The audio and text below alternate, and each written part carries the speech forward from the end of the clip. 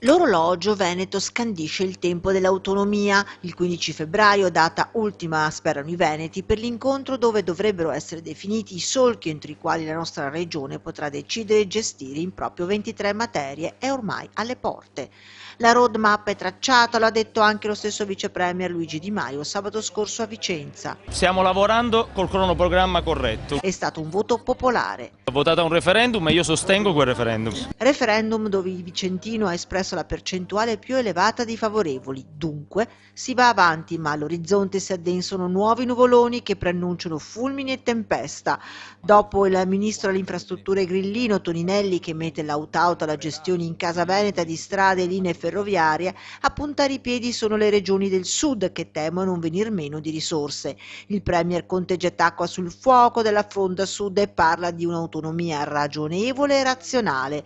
Autonomia sì, ma senza pregiudicare il quadro complessivo dello Stato. Le antenne venete si rizzano, non è che si vuole annacquare il tutto? Il ministro per i rapporti con le regioni, la vicentina Erika Stefani, rassicura sulle intenzioni. Io ho caldeggiato particolarmente che siano accolta in modo sostanziale. Quella che deve essere un'autonomia sicuramente vera, e la domanda soprattutto del Veneto sulle 23 materie, le 23 materie ci sono tutte, questo è indubbio.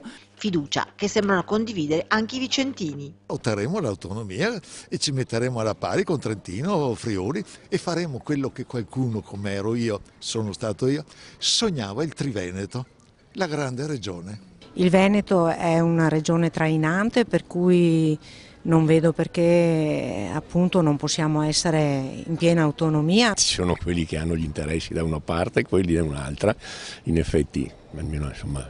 Secondo lei ce la faremo? Penso di sì. È ottimista?